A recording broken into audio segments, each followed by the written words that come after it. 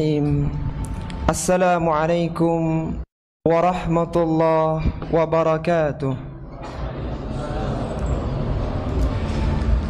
Alhamdulillahi wahdah, wassalatu wassalamu ala man la nabiyya ba'dah.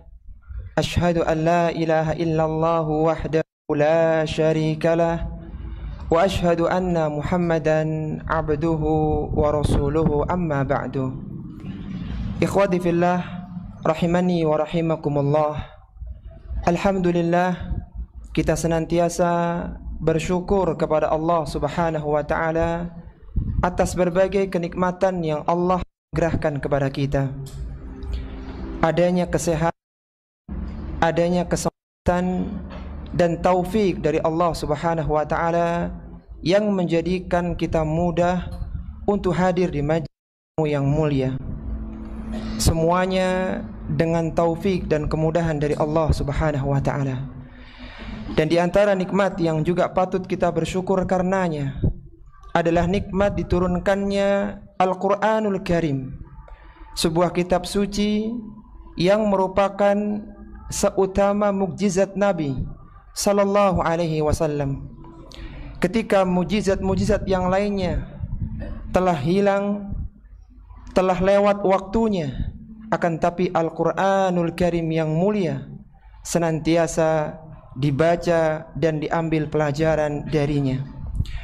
Maka kita bersyukur kepada Allah Subhanahu wa ta'ala, diturunkannya nikmat Al-Quran adalah nikmat yang besar, karena dengan mempelajari Al-Quran manusia tahu jalan-jalan kebaikan untuk diikuti dan dilaksanakan, dan tahu jalan-jalan keburukan untuk dijauhi dan ditinggalkan. Al-Quranul Karim adalah sebuah kitab suci yang seharusnya ditadabburi oleh manusia agar mereka mendapatkan petunjuk dan hidayah di dalamnya. Sebagaimana Allah Subhanahu wa ta'ala berfirman, Kitabun anzalnahu ilaika mubarakun liyadabbaru ayatihi waliyatadhakkara ulul albab. Allah Subhanahu wa ta'ala berfirman, Al-Quran adalah kitab yang diturunkan kepadamu wahai Rasulullah sallallahu alaihi wasallam yang penuh dengan keberkahan. Liyadabbaru ayatihi, untuk didadaburi ayat-ayatnya, waliyatadzakkara ulul albab, dan untuk diambil pelajaran bagi orang-orang yang memiliki akal pikiran. Di antara disiplin keilmuan yang paling mudah, yang paling dekat untuk mengambil pelajaran, untuk tadabbur Al-Quran adalah ilmu tafsir Al-Quran. Ilmu tafsir Al-Quran adalah ilmu yang paling mulia, karena yang dipelajari adalah kalamullah Subhanahu wa ta'ala. Yang dipelajari adalah kitab suci Al-Quran yang merupakan sumber keilmuan dan penuh dengan keutamaan. Ilmu tafsir merupakan ilmu yang paling tinggi dan sebaik-baik ilmu, yang merupakan ilmu yang paling dicintai oleh Allah Subhanahu wa ta'ala, karena ilmu itu berinteraksi dengan firman Allah Subhanahu wa ta'ala yang utama, ilmu tafsir Al-Quran. Di antara cara untuk memahami Al-Quranul Karim yang diperlukan kaidah-kaidah di dalam tafsir Al-Quran. Apa itu kaidah? Kaidah adalah sebuah kaidah tafsir, adalah kaidah yang universal yang digunakan untuk memahami makna-makna Al-Quran. Sehingga bagi seorang yang ingin tadabbur, ingin mendalami makna Al-Quran, maka dengan adanya kaidah-kaidah tersebut lebih mudah baginya untuk memahami maksud Al-Quranul Karim yang mulia. Dan di antara kitab yang bisa kita rujuk dalam masalah ini, dalam kaidah tafsir, adalah kitab yang pertama yang ditulis oleh Syekh Abdurrahman bin Nasir As-Sa'di.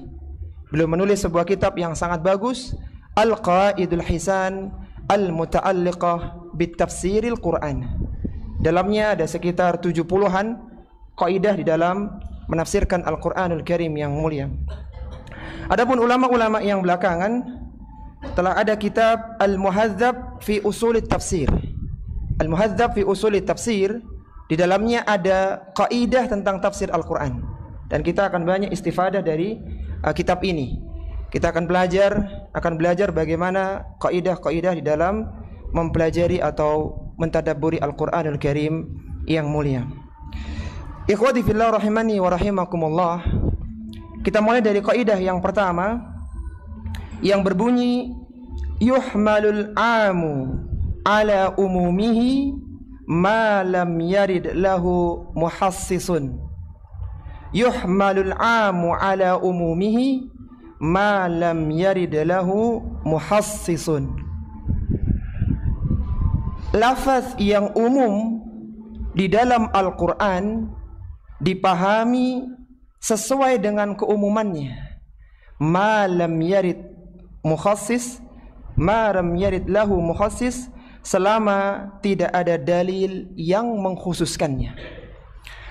Semua lafaz-lafaz umum dalam Al-Qur'an maka biarkan di dalam keumumannya, selama tidak ada qarinah, tidak ada dalil yang menyebutkan bahwasanya lafaz itu maknanya khusus.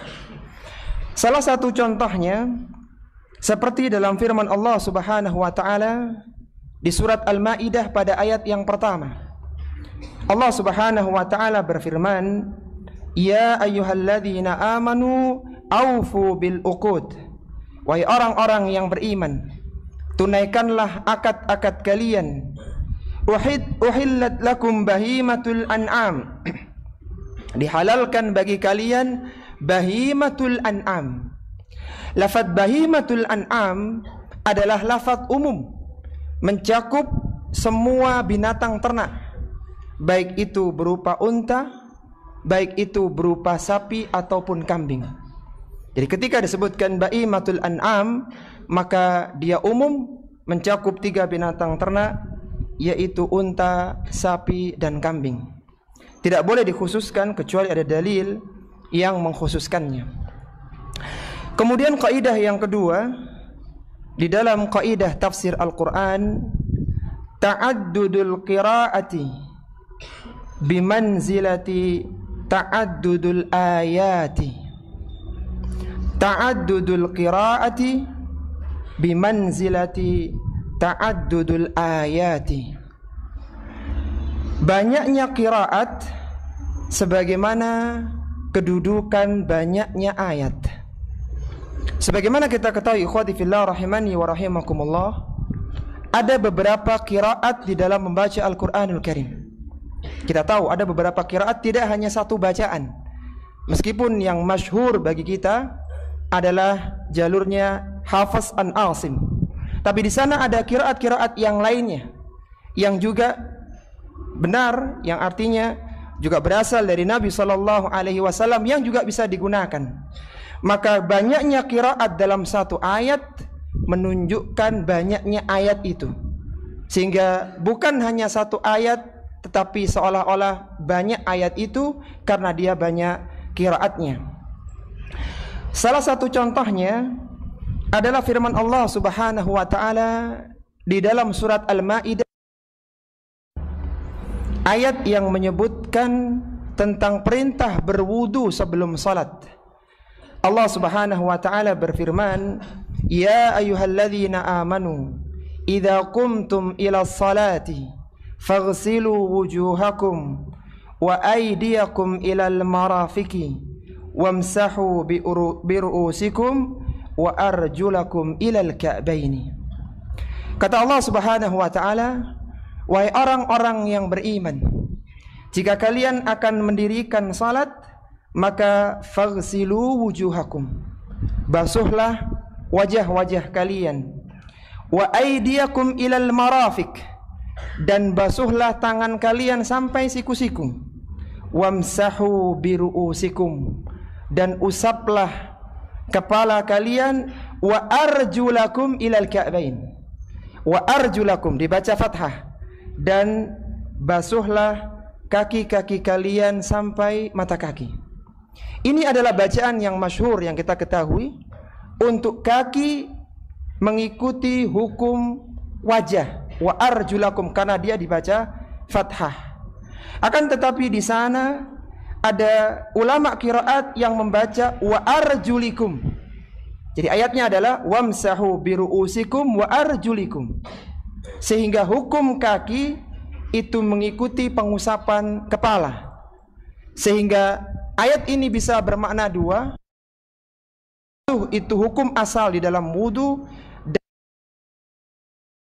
ketika penuhi syarat-syarat pengusapan khuf. Jadi ayat ini bisa digunakan dalil untuk pengusapan khuf ketika dibaca wa arjulikum. Sebagaimana kita tahu bahwasanya dalam fikih bolehnya seorang yang menggunakan khuf dengan terpenuhi syarat-syaratnya, dia boleh mengusap kaki ketika berwudu.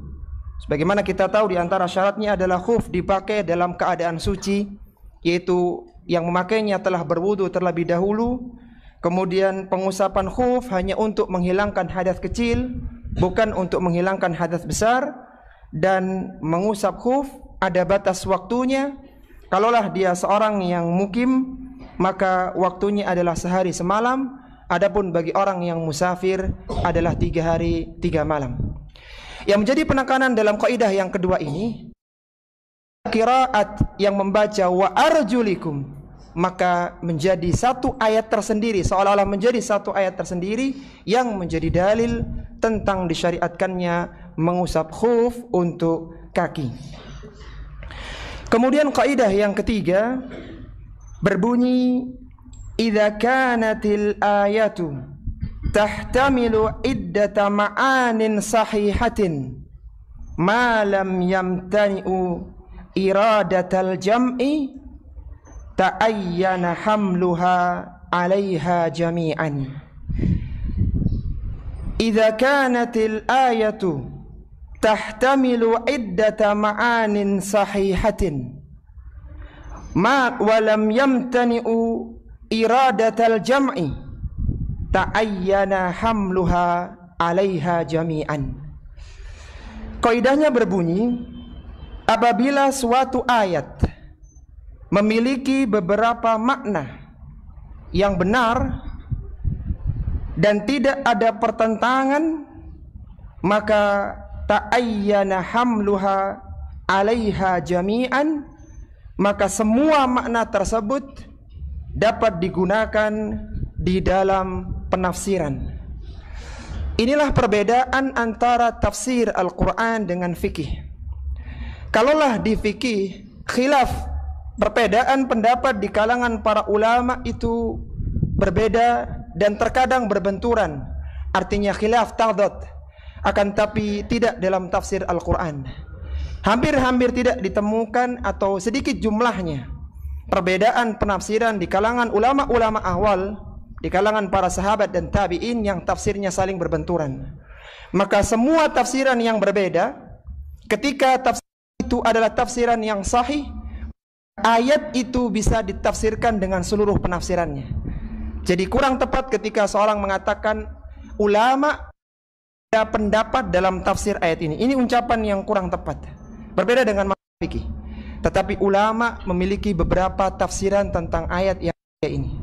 Karena semua tafsiran selama tidak saling, semua tafsiran digunakan. Di antara contohnya adalah firman Allah Subhanahu wa taala di dalam surat Maryam pada ayat yang ke-59. Allah Subhanahu wa taala berfirman, "Fa khalafa min ba'dihim khalfun adaa'us salata wattaba'us syahawati fasawfa yalqawna ghayya." Kata Allah Subhanahu wa taala, dan datanglah generasi setelah mereka, generasi di belakang mereka, adaa'us salata, yang generasi itu menyia-nyiakan salat. Ini generasi setelah generasi para nabi dan rasul dan orang-orang yang terpilih yang Allah sebutkan dalam ayat yang sebelumnya. Setelah itu akan datang generasi pengganti mereka yang disebutkan sifatnya oleh Allah dalam ayat ini, adaa'us salata, mereka menyia-nyiakan salatnya, wattaba'us syahawati, mereka menuruti hawa nafsunya, syahwatnya. Apa yang akan terjadi? Fasawfa yalqawna ghayya, niscaya generasi yang seperti itu akan menemui ghayya. Para ulama-ulama tafsir, mereka memiliki beberapa tafsiran tentang kata ghayya dalam ayat yang mulia ini. Tafsiran yang pertama dari sahabat pakar tafsir Abdullah bin Abbas yang wafat tahun 68 Hijriah di Taif. Beliau menafsirkan ghayya dalam ayat itu wadin fil jahannam. Wadin fi jahannam. Ghayya adalah suatu lembah di neraka jahannam. Jadi generasi yang menyia-nyiakan salat, yang menuruti syahwatnya, maka diancam dengan sebuah lembah di neraka jahannam. Ini pendapat Abdullah bin Abbas radhiyallahu ta'ala anhuma. Kemudian pendapat yang kedua adalah pendapatnya Abdullah bin Mas'ud, sahabat pakar tafsir yang wafat di Madinah tahun 32 Hijriah. Beliau menafsirkan ghayya dengan nahrun fi jahannam, dengan sebuah sungai di neraka jahannam. Pendapat yang ketiga, pendapatnya Ali bin Abi Talhah, muridnya Abdullah bin Abbas radhiyallahu ta'ala anhuma. Beliau menafsirkan ghayya adalah khusran, mereka akan mendapatkan kerugian. Pendapat yang ketiga dari Mujahid, muridnya Abdullah bin Abbas, yang kata Sufyanus Tsauri, "Idza ja'aka tafsir min Mujahid fahasbuka bihi." Apabila datang tafsir dari Mujahid, maka itu sudah cukup bagimu. Mujahid adalah sahabat atau murid dari Abdullah bin Abbas radhiyallahu ta'ala anhu. Kata Mujahid, yang dimaksud dengan ghayya adalah al-adab. Mereka akan mendapatkan siksaan. Kemudian pendapat yang kelima adalah pendapatnya Ibnu Zaid, Abdurrahman bin Zaid bin Aslam. Beliau menafsirkan ghayya di sini adalah asyarr, yaitu mereka akan mendapatkan keburukan. Dan pendapat yang keenam adalah pendapatnya Az-Zajjaj yang mengatakan tafsiran ghayya dalam ayat ini adalah mujazatul ghayy. Mereka akan mendapatkan balasan dari kesesatan.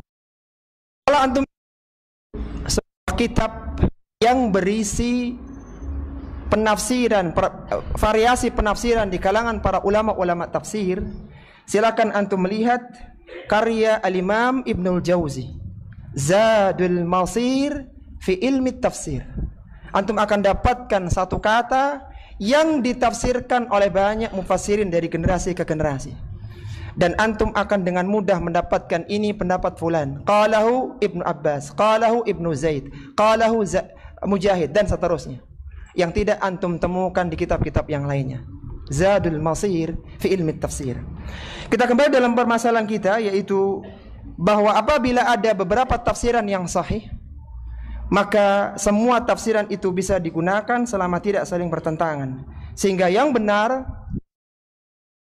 mencakup tafsiran dia makna lembah yang ada di neraka, bisa bermakna sungai yang ada di neraka, bisa bermakna kerugian, bisa bermakna siksaan, bisa bermakna keburukan, dan juga bisa bermakna balasan dari kesesatan. Dan itulah kelebihan Al-Quranul Karim. Satu katanya mengandung banyak makna yang sangat berharga, sehingga semua penafsiran bisa digunakan. Contoh yang lainnya di surat Al-Qalam pada ayat yang ketiga, ketika Allah Subhanahu wa ta'ala menggambarkan besarnya pahala untuk Rasulullah sallallahu alaihi wasallam, yang mana beliau telah mengajarkan manusia kebaikan, yang kata Nabi sallallahu alaihi wasallam, "Man dalla ala khairi falahu mithlu ajri fa'ilihi." Barang siapa yang menunjukkan dalam kebaikan, dia akan mendapatkan pahala seperti orang yang mengamalkannya. Bagaimana kiranya dengan Rasulullah sallallahu alaihi wasallam? Bukankah salat kita, puasa kita, dan berbagai ibadah kita yang pertama kali mencontohkan adalah Rasulullah sallallahu alaihi wasallam? Sehingga tidaklah ada seorang muslim yang melakukan ibadah kecuali Rasulullah sallallahu alaihi wasallam mendapatkan pahalanya, karena beliaulah yang menjadi contoh kebaikan untuk seluruh manusia. Maka Allah Subhanahu wa taala memuji beliau dalam firman-Nya, "Wa innalaka la ajran ghaira mamnun." Dan bagimu wahai Rasulullah sallallahu alaihi wasallam ada pahala yang tidak terputus. Para ulama kita menafsirkan ajran ghaira mamnun, pahala ajran ghaira mamnun dengan dua tafsirannya. Yang pertama adalah pahala yang tidak terputus, dan yang kedua adalah pahala yang tidak terhitung karena saking banyaknya. Jadi dua tafsiran ini digunakan dan tidak saling bertentangan. Sekarang kita masuk pada kaidah yang keempat yang berbunyi ma ubhima fil Qur'ani fala faidata fi ma'rifatihi. Ma ubhima fil Qur'ani fala faidata fi ma'rifatihi. Apa yang disembunyikan dalam Al-Qur'an maka tidak ada faidah, tidak ada manfaat untuk mengetahuinya. Terkadang ada beberapa ayat yang menceritakan tentang kisah-kisah manusia sebelum kita. Di antaranya adalah kisahnya Nabi Sulaiman, ada kisahnya Ashabul Kahfi, ada kisahnya Sahibul Jannah atau Ashabul Jannah surat Al-Qalam, dan berbagai kisah-kisah yang lainnya. Di beberapa kisah-kisah itu ada hal yang tidak diungkap dalam Al-Quran. Salah satu contohnya adalah tentang Ashabul Kahfi beserta anjingnya. Allah Subhanahu wa taala berfirman, Yaquluna thalathatur rabi'uhum kalbuhum.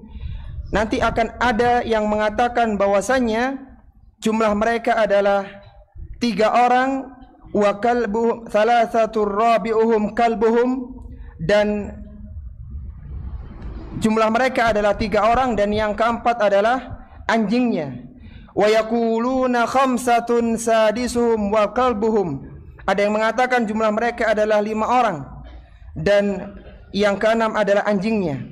Rajman bil ghaib, karena mereka ingin menduga-duga dalam perkara gaib. Wa yaquluna sab'atu wa thaminuhum kalbuhum. Ada juga yang mengatakan jumlah mereka 7 orang, yang kedelapan adalah anjingnya. Qur rabbi a'lamu bi iddatihim ma lam ya'lamuhum illa qalil. Katakanlah bahwa tidak ada yang mengetahui jumlah mereka dengan pasti kecuali hanya Rabbmu, dan tidak ada yang mengetahuinya kecuali hanya sebagian saja. Fala tumari fihim, maka janganlah kalian berdebat dengan ahlul kitab kecuali perdebatan yang zahir saja. Wala tastafti fihim minhum ahada, dan janganlah kalian meminta fatwa, meminta jawaban kepada mereka seorang pun, yaitu kepada ahlul kitab. Maka dalam ayat yang mulia ini kita bisa mengambil satu faedah dengan kaidah tadi tentang nama-nama pemuda Ashabul Kahfi, tentang jumlah mereka, tentang warna anjing Ashabul Kahfi, bahkan tentang tongkatnya Nabi Musa dan yang lainnya yang tidak disebutkan dalam Al-Quran. Maka kita tidak perlu terlalu mendalami, karena seandainya tahu bahwasanya jumlah mereka sekian, warnanya adalah ini, seandainya tahu bahwa tongkatnya Nabi Musa terbuat dari kayu ini, apa manfaatnya untuk kita? Maka kaidah tadi menyebutkan ma ubhima fil Qur'ani fala faidata fi ma'rifatihi. Apapun yang disembunyikan dalam Al-Quran maka tidak ada faidah untuk mengetahuinya. Qatadah, salah seorang tabi'in di Basrah yang wafat tahun 118 Hijriyah, ketika beliau menjelaskan tentang Ashabul Jannah yang ada dalam surat Al-Qalam. Ashabul Jannah adalah seorang pemuda yang mendapatkan warisan kebun dari orang tuanya, yang mana ringkas cerita dalam kisah itu tidak ingin berbagi hasil panennya. Dilarangnya orang-orang miskin untuk membantu dalam pemanenan, bahkan mereka tidak diketahui oleh orang. Mereka harus memberikan uang upah atau kompensasi proses pemanenannya. Dan ternyata Allah Subhanahu wa taala kebun mereka hangus, dan mereka akhirnya bertobat kepada Allah Subhanahu wa taala, mengetahui bahwasanya sikap mereka adalah disebut dengan ada tabi'in di Basrah ketika menjelaskan ayat yang mulia ini kepada Ada seorang yang bertanya kepada beliau, ahum min ahlil jannah am min ahlin nar? Apakah ending cerita dari ashabul jannah itu mereka menjadi penghuni surga ataukah mereka menjadi penghuni neraka, wahai Qatadah? Apa jawaban Qatadah? Beliau mengatakan, laqad kallaftani taba'an. Pertanyaanmu ini sangat membebaniku. Aku tidak mendapatkan keterangan apakah mereka menjadi ahlu surga ataukah ahlu neraka, sehingga memperdalam dalam masalah itu tidak adanya. Baik, sekarang kita pindah dalam kaidah yang pertama. Kaidah yang berbunyi al-aslu hamlu ayatil qur'ani ala zahiriha ma lam yarid dalilun yusarrifuha anhu. Al-aslu hamlu ayatil qur'ani ala zahiriha ma lam yarid dalilun yusarrifuha anhu. Kaidahnya artinya adalah, pada asalnya ayat-ayat Al-Quran dipahami dengan zahirnya, ma lam yarid dalilun yusarrifuha anhu, selama tidak ada dalil yang memalingkan dari makna zahir tersebut. Al-Quran dipahami dengan zahirnya, tidak boleh dipalingkan dari zahirnya, kecuali ada dalil yang menyebutkan bahwa itu makna yang selainnya. Di antara contohnya adalah firman Allah Subhanahu wa taala dalam surat An-Naml pada ayat yang ke-52. Ketika Allah Subhanahu wa taala menyebutkan tentang kondisi kaum Tsamud yang Allah adab mereka. Allah Subhanahu wa taala berfirman, "Fatilka buyutuhum khawiyatun fatilka buyutuhum khawiyatan bima zalamu. Inna fi dzalika laayatan liqaumin ya'lamun." Kata Allah Subhanahu wa taala, itulah khawiyah. Secara bahasa artinya rumah-rumah mereka dalam keadaan runtuh. Bima zalamu, karena kezaliman mereka, artinya karena kemaksiatan mereka.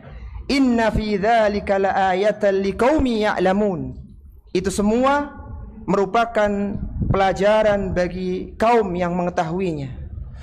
Ada sebagian yang buyut ditafsirkan dengan qulubuhum qasiyah, hati mereka menjadi keras. Tafsiran ini menyelisihi zahir ayat, karena qulubuhum qasiyah itu jauh maknanya dengan buyutuhum khafiyah, artinya tidak zahir ayat itu, sehingga mengganti makna buyut dengan makna yang lainnya ini menyelisihi zahir ayat. Padahal buyut kita tahu maknanya adalah masakin, artinya adalah rumah.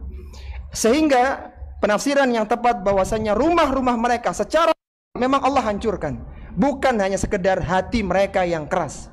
Jadi hancur secara zahir, bukan secara maknawi.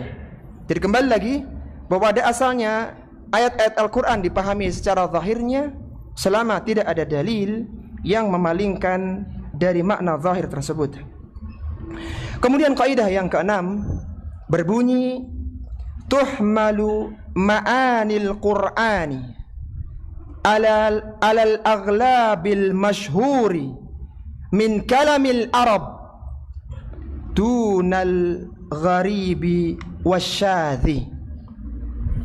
Tuhmalu ma'anil Qur'ani ala uri min kalamil Arab dunal gharibi wasyadhi.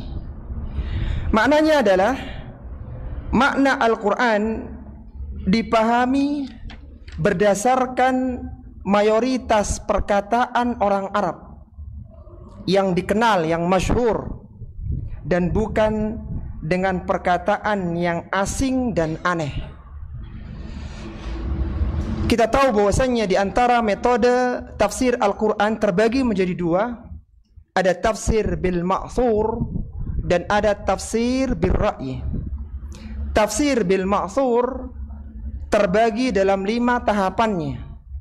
Yang pertama adalah menafsirkan Al-Quran dengan ayat yang lainnya. Al-Quran dengan ayat yang lainnya. Kemudian tahapan yang kedua adalah menafsirkan Al-Quran dengan hadis Nabi Sallallahu Alaihi Wasallam yang mulia. Kemudian tahapan yang ketiga adalah menafsirkan Al-Quran dengan perkataan para sahabat. Dan tingkatan yang keempat adalah menafsirkan ayat Al-Quran dengan perkataan tabi'in. Kemudian level yang kelima adalah menafsirkan Al-Quran dengan bahasa Arab, itu pun bahasa Arab yang masyhur sebagaimana disebutkan dalam kaidah yang keenam ini. Kita langsung bahas pada kaidah yang keenam ini. Apabila ada sebuah ayat yang secara bahasa dikenal oleh orang Arab dengan makna tertentu, maka kita tidak boleh menafsirkannya dengan makna yang sadz, yang ganjil, yang aneh, karena makna itu tidak dikenal di kalangan orang-orang Arab yang masyhur. Di antara contohnya adalah kisah yang disebutkan oleh Allah Subhanahu wa taala dalam Al-Qur'an di surat Yusuf, yang mana raja bermimpi ada tahun-tahun paceklik dan ada tahun-tahun panen. Allah berfirman dalam Al-Qur'an, "Tsumma ya'ti min ba'di dzalika 'amun fihi yughathun nasu wa fihi ya'sirun." Kata Allah Subhanahu wa taala, kemudian setelah itu, setelah masa-masa yang berat itu, akan datang tahun yang padanya manusia diberikan hujan dengan cukup, wa fihi ya'sirun, dan di masa itu mereka mendapatkan ya'sirun. Kata ya'sirun ini menurut sebagian penafsiran, dan ini penafsiran yang kurang tepat ya, berangkat dari kata al-usrah. Al-usrah pakai ain itu maksudnya adalah al-manjah. Sehingga menurut mereka tafsiran ayat ini adalah setelah datangnya masa-masa yang berat, akan datang tahun yang mana manusia diberikan hujan dan manusia diselamatkan dari paceklik itu. Itu mereka selamat dari paceklik itu. Itu tafsiran menurut kata al-usrah, diartikan dengan al-manjah. Tapi tafsiran ini menyelisih perkataan orang-orang Arab. Kata al-usrah atau ya'sirun itu maksudnya adalah memerah. Ya'sirun artinya memerah, dan ini juga pendapatnya para ulama ahlul ilmi. Sehingga yang tepat adalah setelah datangnya 7 tahun kekeringan, akan datang tahun di mana manusia mendapatkan hujan dan mereka kembali bisa memerah buah, baik itu buah anggur, baik itu buah zaitun dan buah-buah lain yang bisa diperah. Jadi beda tafsirannya. Kalau tafsiran yang pertama artinya mereka diselamatkan dari paceklik, adapun tafsiran yang kedua artinya mereka tidak hanya selamat, akan tapi buah itu berlimpah sehingga kondisi kembali seperti semula, mereka bisa menikmati perahan buah anggur dan juga zaitun dan yang lainnya. Berbeda. Sehingga menafsirkan yu'sirun dengan al-manjah ini tafsiran yang syadz, yang menyelisih perkataan yang masyhur di kalangan orang-orang Arab. Kemudian kaidah yang ketujuh berbunyi, tuhmalu alfadhul qur'ani alal makna syar'i thumma alal makna al-urfi thumma alal makna al-lughawi. Tuhmalu alfadhul qur'ani ala makna syar'i thumma alal makna al-urfi thumma alal makna al-lughawi. Ini urutannya. Lafaz-lafaz Al-Quran yang pertama dipahami dengan makna secara syar'i terlebih dahulu, kemudian dipahami dengan makna secara urf, secara kebiasaan, lalu urutan yang ketiga baru dipahami secara bahasa. Tidak bisa ayat dipahami langsung secara bahasa kalau itu ada makna secara syar'i atau ada makna secara urfi. Inilah urutannya, tingkatannya adalah syar'i, urfi, kemudian lughawi. Contohnya adalah firman Allah Subhanahu wa taala ketika Allah Subhanahu wa taala menyebutkan tentang larangan menyolatkan jenazah orang munafik di zaman Nabi sallallahu alaihi wasallam. Allah Subhanahu wa taala berfirman, wala tusalli ala ahadim minhum mata abadan wala takum ala qabrihi innahum kafaru billahi wa rasulihi wa matu wa hum fasiqun. Kata Allah Subhanahu wa taala, dan janganlah engkau sekali-kali menyolatkan orang-orang yang mati di antara mereka, itu orang-orang munafik, selama-lamanya. Dan janganlah engkau berdiri di kuburnya. Wala takum ala qabrihi, janganlah kalian berdiri di kuburnya.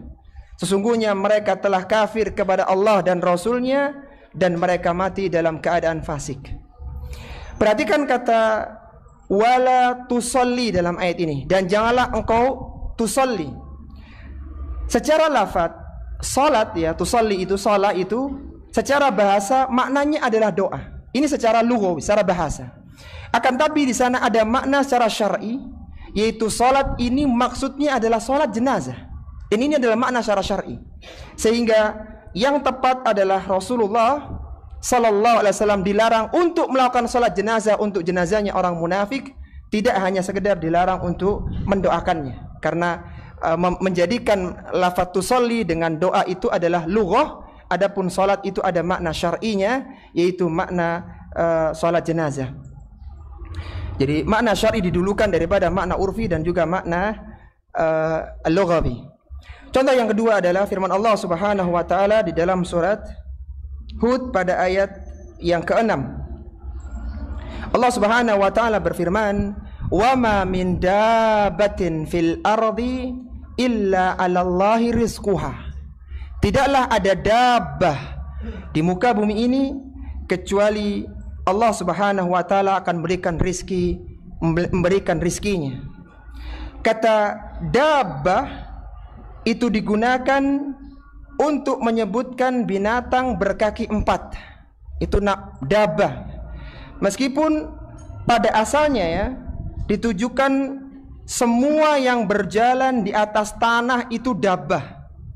Semua yang berjalan di atas tanah itu dabbah, tapi secara urf bahwa dabbah itu maksudnya adalah binatang berkaki 4 begitu. Secara urf, karena secara syar'i tidak ada. Maka turun secara urf, sehingga makna ayat ini, tidaklah ada binatang berkaki 4 yang tidak pernah mengenyam pendidikan, yang tidak pernah belajar, kecuali Allah Subhanahu wa taala menjamin rizkinya. Kalaulah binatang saja yang tidak berakal seperti manusia itu mendapatkan jaminan rizki dari Allah Subhanahu wa taala, maka bagaimana kiranya dengan manusia? Ya Allah, bekali akal pikiran. Ya Allah, berikan petunjuk dengan Al-Qur'an dan yang lainnya. Tentunya lebih dijamin oleh Allah Subhanahu wa taala. Jadi kembali bahwa dabbah di sini adalah maknanya secara uruf, yaitu binatang berkaki 4. Sehingga jika lafaz Al-Qur'an tidak ditemukan secara syar'i, berpindah secara urfi, lalu berpindah secara lughawi. Sudah adzan ya? Baik, kita simak adzan dulu. Wassallallahu ala nabiyyina Muhammadin wa ala alihi wa sahbihi wa sallama tasliman katsira.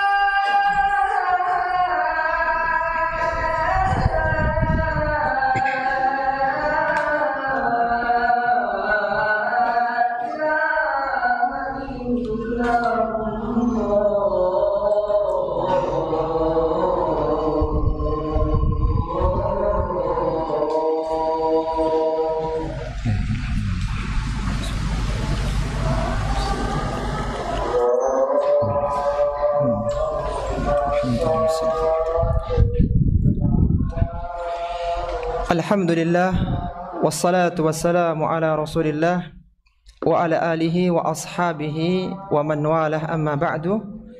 Sebelum kita lanjutkan pada kaidah ke-8 dan seterusnya dari kaidah tafsir Al-Qur'an, coba kita murajaah kaidah-kaidah yang sudah kita pelajari bersama. Apa tadi kaidah yang pertama? Lafadz yang umum dipahami sesuai dengan keumumannya selama tidak ada dalil yang mengkhususkannya. Kemudian kaidah yang kedua, banyaknya qiraat sebagaimana kedudukan banyaknya ayat.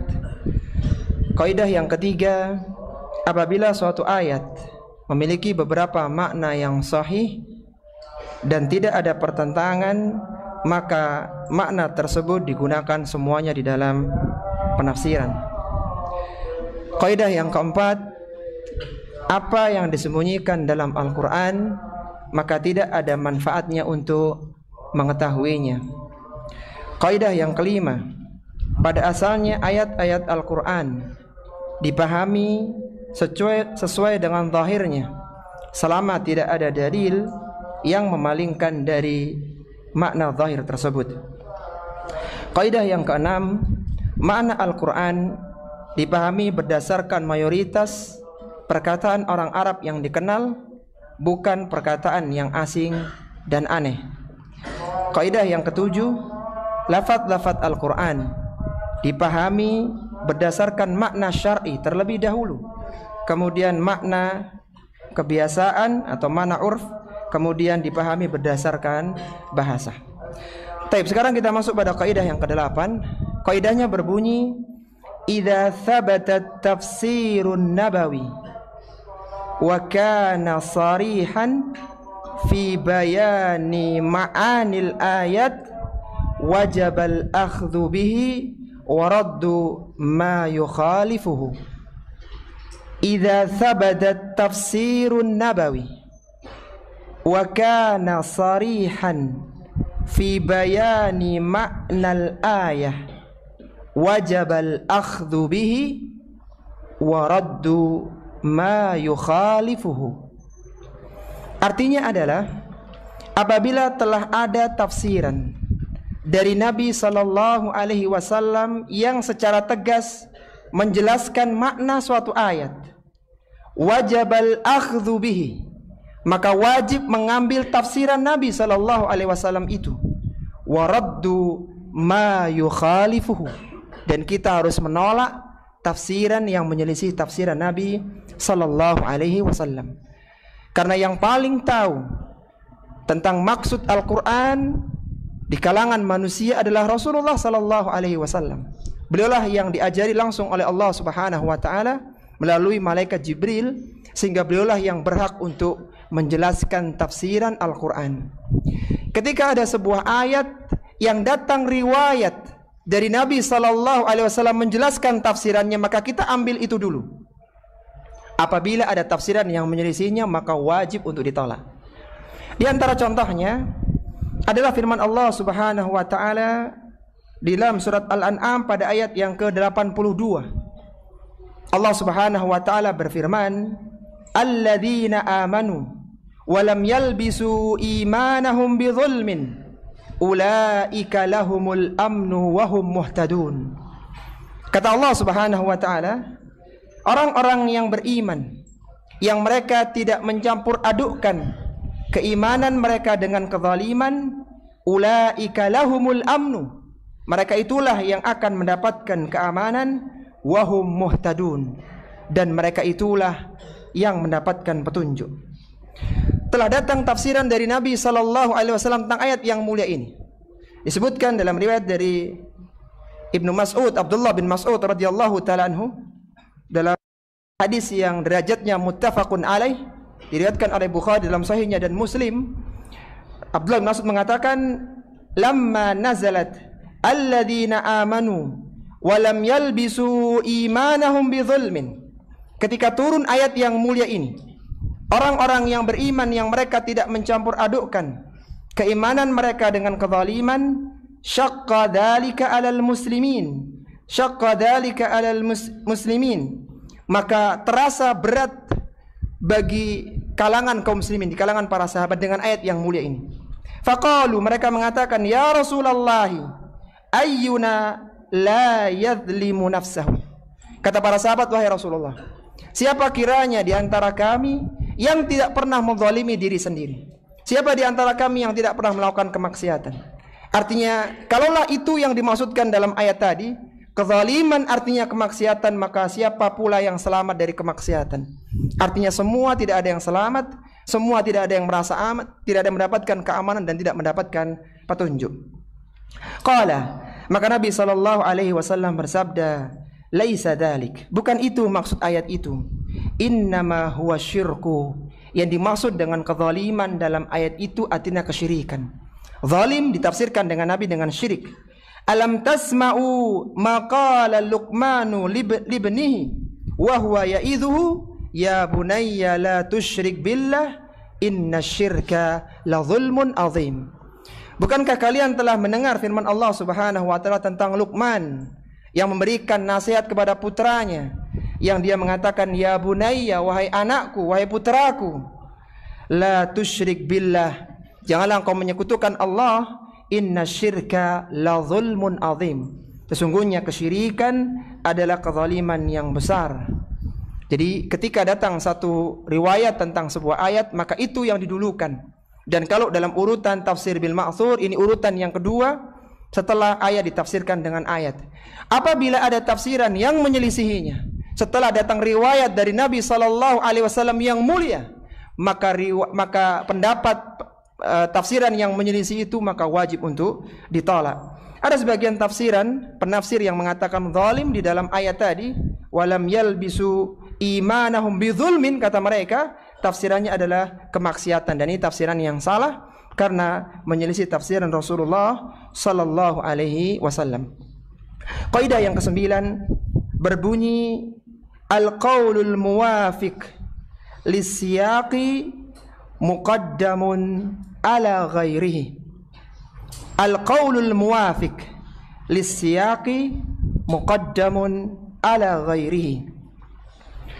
Penafsiran yang sejalan dengan konteks ayat lebih didahulukan daripada yang selainnya.